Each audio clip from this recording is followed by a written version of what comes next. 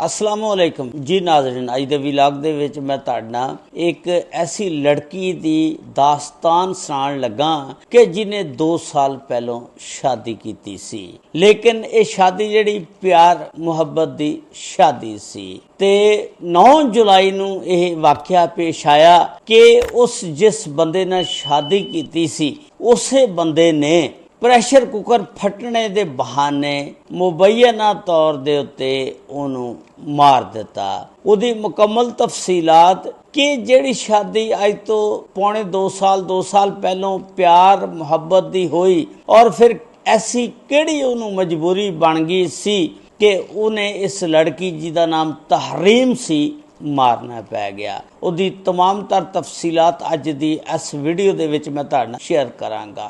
ये वाक़या जिहड़ा शेखपुरे दा इलाका थाना फैक्ट्री एरिया कोट नूर शाह अल जलील गार्डन दे विच वाक़या 9 जुलाई नूं पेश आया। इत्थे एक लड़की आ जिहदा नाम आ तहरीम। तहरीम दी वालदा जिहड़ी आ वो बेवा आ ते तहरीम जिहड़ी आ तीसरे नंबर ते आ। अज तो तकरीबन 2 साल पौने 2 साल पहलों इहदी प्यार मुहब्बत दी शादी एक हमजा पठान नामी लड़के दे नाल हो जाती आ। हमजा पठान जिहड़ा इस टाइम मनावा थाने दे विच बतौर ASI ड्यूटी कर रहा आ। ये उहदे नाल प्यार मुहब्बत करदी आ और वो जिहड़ा हमजा हुंदा ASI मनावा थाने दे विच मौजूदा ड्यूटी कर रहा आ, ਉਹਦੀ ਪਹਿਲਾਂ ਵੀ ਸ਼ਾਦੀ ਹੋਈ ਹੁੰਦੀ ਆ। ਉਹਦੀ ਸ਼ਾਦੀ ਜਿਹੜੀ ਹੋਈ ਹੁੰਦੀ ਆ ਉਸ ਔਰਤ ਦਾ ਨਾਮ ਹੁੰਦਾ ਸਲਮਾ।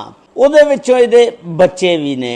ਇਹਨੇ ਇਹਦੇ ਨਾਲ ਪਿਆਰ ਦੀਆਂ ਪੀਂਘਾਂ ਪਾ ਲਈਆਂ ਤਹਰੀਮ ਦੇ ਨਾਲ। ਤਹਰੀਮ ਨੇ ਇਹਦੇ ਨਾਲ एग्री हो गई शादी करने ते आज तो तकरीबन 2 साल पहले तहरीम दी और हमजा पठान दी शादी हो जाती है। शादी तो थोड़ा जिहा अरसा बाद ये अपनी दूसरी बीवी जिहदा नाम तहरीम आ, जिहदी उम्र 26 साल आ, इनू लैके अपनी दूसरी बीवी दे कोल इको घर दे विच लैके आ जांदा। हुण ये दोनों इको घर दे विच ਰਹਿੰਦੀਆਂ ਨੇ। ਜਦੋਂ ਇਹਦੀ ਨਵੀਂ ਸ਼ਾਦੀ ਹੋਈ ਸ਼ੁਰੂ ਦੇ ਵਿੱਚ ਹੀ ਅੱਲਾਹ ਤਾਲਾ ਨੇ ਇਹਨੂੰ ਇੱਕ ਬੇਟੀ ਦਿੱਤੀ ਔਰ ਉਹਦੀ ਵਾਲਦਾ ਦੇ ਬਕੌਲ ਜਦੋਂ ਮੇਰੀ ਬੇਟੀ ਛਿਲਾ ਨਹਾ ਕੇ ਗਈ ਜਾ ਕੇ ਸਹੁਰਿਆਂ ਦੇ ਘਰ 9ਵੇਂ ਦਿਨ ਉਹ ਜਿਹੜੀ ਬੱਚੀ ਸੀ ਉਹਨੂੰ ਮਿਲਾਵਟ ਵਾਲਾ ਦੁੱਧ ਪਿਲਾਉਂਦੇ ਰਹੇ, ਉਹ ਫੌਤ ਹੋ ਜਾਂਦੀ ਆ, ਅੱਲਾਹ ਨੂੰ ਪਿਆਰੀ ਹੋ ਜਾਂਦੀ ਆ। ਉਸ ਤੋਂ ਬਾਅਦ ਇਹ ਬੱਚੀ ਜਿਹੜੀ ਸੀ ਇਸ ਟਾਈਮ 9 ਜੁਲਾਈ ਨੂੰ ਜਦੋਂ ਇਹਦੇ ਨਾਲ ਇਹ ਵਾਕਿਆ ਪੇਸ਼ ਆਇਆ 7 ਮਾਹ ਦੀ ਹਾਮਲਾ ਸੀ। ਇਸ ਤਰ੍ਹਾਂ ਵਾਕਿਆ ਹੋਇਆ ਕਿ ਇਹ ਹਮਜ਼ਾ ਨੂੰ ਬੜੀ ਦਫਾ ਕਹਿੰਦੀ ਸੀ ਕਿ ਮੈਨੂੰ ਅਲੱਗਾ ਮਕਾਨ ਲੈ ਕੇ ਦੇ ਦੇ ਜਾਂ ਕਿਰਾਏ ਦਾ ਮਕਾਨ ਲੈ ਦੇ, ਮੈਂ ਇਸ ਆਪਣੀ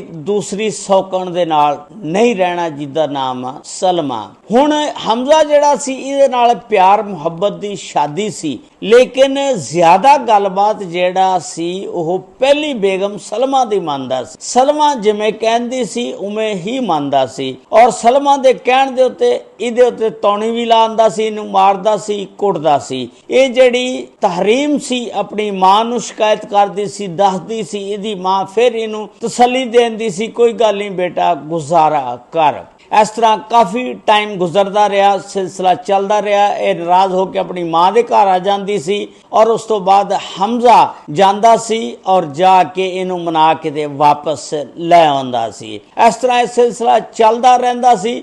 ਹੁਣ ਇੱਕ ਦਿਨ 9 ਜੁਲਾਈ ਨੂੰ ਤਹਰੀਮ ਫੋਨ ਕਰਦੀ ਆ ਆਪਣੀ ਵਾਲਦਾ ਨੂੰ ਕਿ ਮੈਨੂੰ ਆ ਕੇ ਲੈ ਜਾ, ਮੈਨੂੰ ਇਹਨਾਂ ਨੇ ਮਾਰ ਦੇਣਾ ਤੇ ਮੇਰੇ ਨਾਲ ਬੜਾ ਬੁਰਾ ਸਲੂਕ ਕਰ ਰਹੇ ਨੇ। ਇਹ 4 ਵਜੇ ਕਾਲ ਕਰਦੀ ਆ। ਹੁਣ ਇਹਦੀ ਅੰਮੀ ਅੱਗੋਂ ਕਹਿੰਦੀ ਆ ਕਿ ਤੂੰ ਇਸ ਤਰ੍ਹਾਂ ਕਰਕੇ ਟਾਈਮ ਹੁਣ ਥੋੜਾ ਰਾਤ ਹੋ ਜਾਣੀ ਆ ਤੇ ਮੈਂ ਸਵੇਰ ਆਵਾਂਗੀ, ਅੱਜ ਰਾਤ ਔਖੀ ਸੌਖੀ ਕੱਢ, ਸਵੇਰ ਆਵਾਂਗੀ, ਆ ਕੇ ਤੇ ਇਹਨਾਂ ਨੂੰ ਮਿਲਾਂਗੀ ਤੇ ਪੁੱਛਾਂ ਗਿੱਛਾਂਗੀ। ਤੇ ਉਸੇ ਦਿਨ 9 ਜੁਲਾਈ ਨੂੰ ਦੱਸ ਰਹੇ ਨੇ ਕਿ ਹਮਜ਼ਾ ਜਿਹੜਾ ਆ ਤਹਰੀਮ ਦੇ ਮਾਮੂ ਨੂੰ ਫੋਨ ਕਰਕੇ ਦੱਸਦਾ ਆ ਕਿ ਤਹਰੀਮ ਜਿਹੜੀ ਆ ਕਿਚਨ ਦੇ ਵਿੱਚ ਪ੍ਰੈਸ਼ਰ ਕੁੱਕਰ ਫਟਣੇ ਦੀ ਵਜ੍ਹਾ ਦੇ ਨਾਲ ਝੁਲਸ ਗਈ ਆ, ਤੁਸੀਂ ਫੌਰੀ ਆ ਜਾਓ। ਉਸ ਦੀ वालदा दे बकौल असी जिस वेले पहुंचे तहरीम जिहड़ी आ झुलस चुकी सी।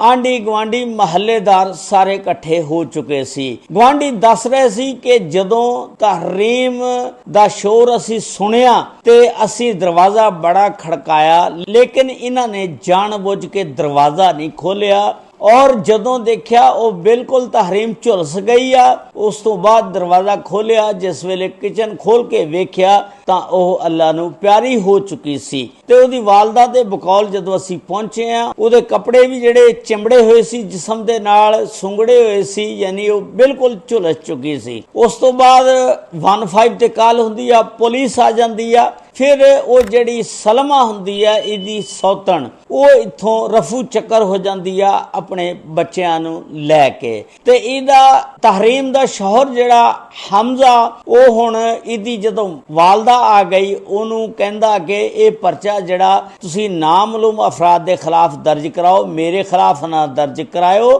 बल्कि उहदी मां दे बकौल उल्टा धमकियां दिंदा रहा कि अगर तुसीं मेरे खिलाफ परचा कराया तो मैं तुहाडे पुत्रां नूं मार दियांगा, तहरीम दे भरावां नूं मार दियांगा।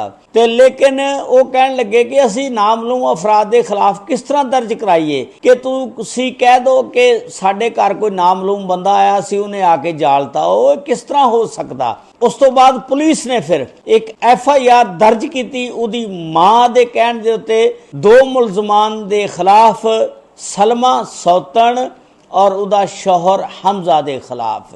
दस्या जा रहा सोशल मीडिया दियां खबरां दे मुताबिक कि हमजा नूं पुलिस ने पकड़ लिया और सलमा हजे तक मफरूर आ। लेकिन तुसी देखो कि वो हमजा जिहड़ा कह रहा कि तुसी परचे दे विच मेरा नाम ना लिखावो, कोई नामलूम अफराद लिखा दिओ कि उन्हें आके अग लाई आ। बई ये किस तरह हो सकदा आ? तेरा घर आ, तेरे घर दे विच कोई नामलूम बंदा किस तरह आ गया, किद्दां अग लग सकदी आ? हुण इस दी तहकीकात जिहड़ियां ने सारियां पुलिस दी रिपोर्ट तो बाद ही पता चलेगा कि ये आया सिलेंडर फटने की वजह ना या प्रैशर कुकर फटने की वजह ना।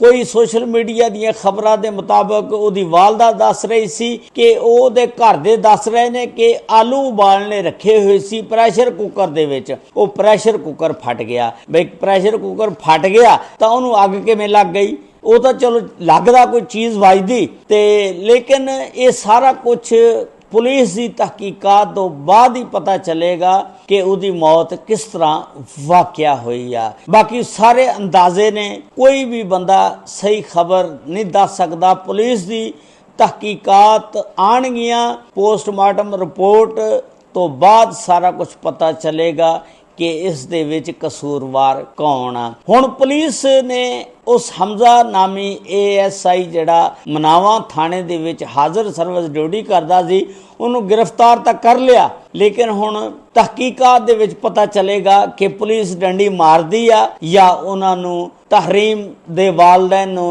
इंसाफ मिलेगा। ये अल्लाह ही बेहतर जानदा। ये एक दिलखराश वाकया सी कि तहरीम दा भी इहदे च कसूर आ कि जदों तैनूं पता एक बंदा शादीशुदा आ और उहदे बच्चे आ, बीवी आ, तू फिर प्यार दे चक्कर दे विच आ गई ते आके उहदे नाल शादी कर लई ते फिर प्यार मुहब्बत दी शादी दा इंजाम जिहड़ा इसे तरह दा हुंदा। कदी भी प्यार मुहब्बत दी शादी जिहड़ी आ, चलो कुआरा होवे फिर तो चलो बंदा मन्निया, लेकिन वो व्याह ना शादी करा के उन्हें खुद आप मौत समझो खरीदी आ।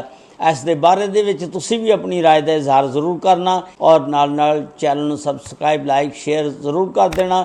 अगर ये वीडियो फेसबुक पेज देख रहे हो, टिकटॉक ते देख रहे हो तो फॉलो जरूर कर लेना। अल्लाह ताला सब ते रहमत फरमाए। अल्लाह ताला सब नूं अपने हिफ्ज़ो ईमान च रखे। अस्सलामु अलैकुम व रहमतुल्लाहि व बरकातुहू।